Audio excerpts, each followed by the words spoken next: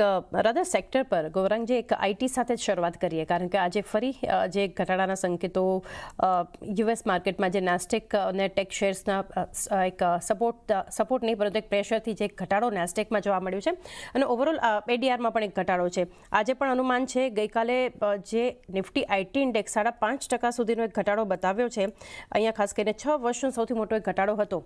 શું કરવું જોઈએ આ ઘટાડે ઓવરઓલ આઈટી માટે એક ચર્ચા કરીએ. ચાંદની, જો જે રીતના ગયા અઠવાડિયાથી એન્થ્રોપિક નામક એઆઈ ટૂલ અમેરિકામાં લોન્ચ કરવામાં આવ્યું, આપણે જોયું અમેરિકાની બધી જ દિગ્ગજ આઈટી ક્ષેત્રથી અથવા તો એઆઈ ક્ષેત્રથી જોડાયેલી કંપનીઓમાં ઘટાડો જોયો અને ત્યાં આગળ ઘટાડો આવ્યો એટલે આપણે ગયા અઠવાડિયાથી તમે જોઈ રહ્યા છો કે આપણા ઇન્ફોર્મેશન ટેકનોલોજી ક્ષેત્રમાં small cap, mid cap, large cap બધામાં જ આપણે નીચલી સપાટી જોઈ. અમુક શેરોમાં તો આપણે 52 અઠવાડિયાના નીચલા સ્તર જોયા. મારા ખ્યાલથી આઈટી સૂચકાંક બી પોતાના નીચલા સ્તરની આસપાસ છે.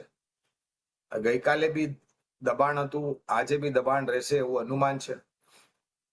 ચાંદની, એક વસ્તુ આપણે સ્વીકારવી પડશે કે આઈટી ક્ષેત્ર એક નિરંતર બદલાવ થતો રહેશે અહીંયા, કારણ કે આ ક્ષેત્રો એવો છે ચાંદની, તમે બદલાવ નહીં કરતા રહો તો તમે પોતાને આ ક્ષેત્રમાં સક્ષમ રીતે કામકાજ કરતા નહીં રહો. એટલે આ એક એવું ક્ષેત્ર છે જે નિરંતર બદલાવ થતો રહેશે અને એ બદલાવના કારણે જે નવા પ્રોડક્ટ, પ્લેટફોર્મ, સર્વિસીસ લોન્ચ થશે એને લઈને આઈટી ક્ષેત્રમાં સમાચારના આધાર પર વધઘટ થતી રહેશે. તમારી તૈયારી એવી જોઈએ કે આ વધઘટ તમારે ઝેલવાની ક્ષમતા હોવી જોઈએ, જોખમ ઝેલવાની ક્ષમતા હોવી જોઈએ અને સમાચારને સમજવાની તમારી પાસે ક્ષમતા હોવી જોઈએ.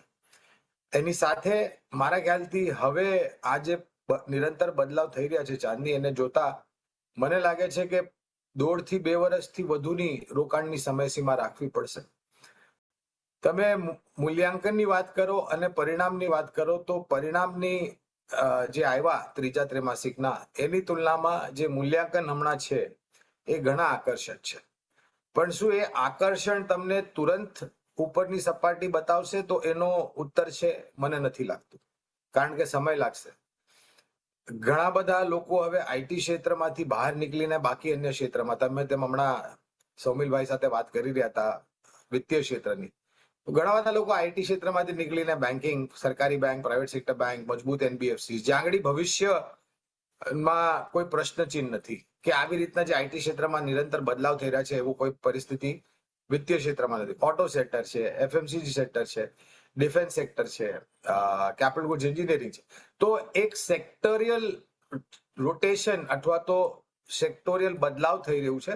આઈટીમાંથી લોકો નીકળીને બહાર નીકળ્યા તો આ દબાવ રહેશે ચાંદની. મને એવું હાલ એઝ અ ડિસ્ક્લોઝર ચાંદની એક ડિસ્ક્લોઝર બી આપી દઉં કે જે બી રોકાણ લાયક રણનીતિ આજે આ કાર્યક્રમમાં રાખીશ આ મારે પાયા મતે છે, જે મેં પહેલા ડિસ્ક્લોઝર આપ્યું, લાંબા ગાળા માટે છે, ફંડામેન્ટલ રિસર્ચ ટીમ તરફથી. આમાં અમારી કંપની અથવા મારું કોઈ વ્યક્તિગત રોકાણ નથી, કોઈ વિત્તીય લાભ નથી મળતો, કોઈ જાતનો કોન્ફ્લિક્ટ ઓફ ઇન્ટરેસ્ટ પણ નથી, પણ આ સ્તર પર ભલામણ અમે અમારા ક્લાયન્ટને કરીએ છીએ. શક્ય છે કે એમનું રોકાણ હોય. તો હવે આજની તારીખમાં બી સ્મોલ કેપ, મિડ કેપ અને લાર્જ કેપમાં ખરીદારીની ભલામણ છે ચાંદની. પણ તકલીફ એ છે કે આ જે નિરંતર બદલાવ થઈ રહ્યા છે એની અસર આઈટી ક્ષેત્રમાં આવનારા દિવસોમાં અને ત્રૈમાસિકમાં આપણને ખબર પડશે. તો તમારી પાસે જોખમ ઝેલવાની ક્ષમતા હોય, 2 વર્ષની વધુ સમયસીમા હોય અને આ વધઘટ પચાવવાની ક્ષમતા હોય તો તમે રોકાણ જાળવી રાખો. અને આ જે ઘટાડો આપણે જોઈ રહ્યા છે, મારા ખ્યાલથી કોવિડના સ્તરની આસપાસ મારા ખ્યાલથી અમુક આઈટી ક્ષેત્રના શેરના ભાવ આવી ગયા છે. તો તમે અહીંયા થોડું ઘણું ધીરે ધીરે કરીને ઉમેર બી કરો, કારણ કે જો તમે ઉપરની સપાટી પર લીધા હોય તો આ ઘટાડો જે આવ્યો છે લાભ લઈને થોડું થોડું રોકાણ કરો, જેનાથી તમારા રોકાણના જે ઉપલા સ્તર છે એ નીચે આવી જાય. પણ બહુ જ ટૂંકા ગાળામાં એક મોટું પરિવર્તન થાય એની અપેક્ષા રાખવી મારા ખ્યાલથી બુદ્ધિમત્તાનો પ્રયોગ નહીં હોય. લાંબા ગાળાની વિચારધારા રાખવી.